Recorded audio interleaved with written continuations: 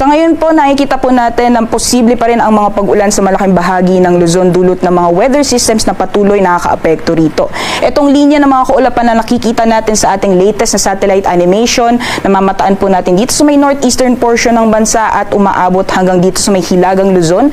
Yan po ay isang frontal system or pagsasalubong ng malamig at mainit na hangin. So dahil po dyan, nabubuo itong mga kaulapan at may namamataan din po tayong mga kaulapan dito naman po sa may kanlurang bahagi ng ating bansa.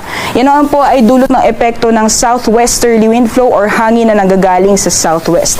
At dahil po dito sa dalawang weather systems na patuloy pong nakakaapekto sa ilang bahagi po ng Luzon, asahan po natin ang makulimlim na panahon sa malaking bahagi ng Luzon area, especially po yung mga pag-ulan mararanasan po sa extreme northern Luzon, dyan po sa may Batanes at Babuyan Islands. Babala po sa ating mga kabayan dahil posible po yung malalakas na buhos ng ulan.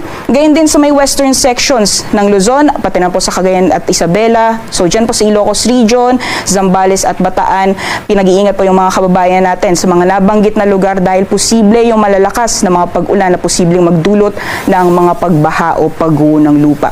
Meanwhile, for the rest of Luzon naman po, dyan sa Cordillera Administrative Region, for the rest of Cagayan Valley, most parts of Central Luzon, dito po sa Metro Manila, gayon din sa most parts of Calabarzon, as well as sa Occidental Mindoro, makulimlim na panahon po yung inaasahan natin sa susunod na 24 oras dahil po dito sa mga weather systems po na ito at posible naman po yung mga kalat-kalat mga pulan, pagkidlat at pagkulog. Samantalang for the rest of the country naman po nakikita po natin sa ating latest sa satellite animation na magiging maaliwalas or generally fair weather po ang conditions natin. So kung may mga pagulan man is mostly dulot po ito ng mga isolated na thunderstorms o mga panandalian at biglaan ng mga buhos ng ulan.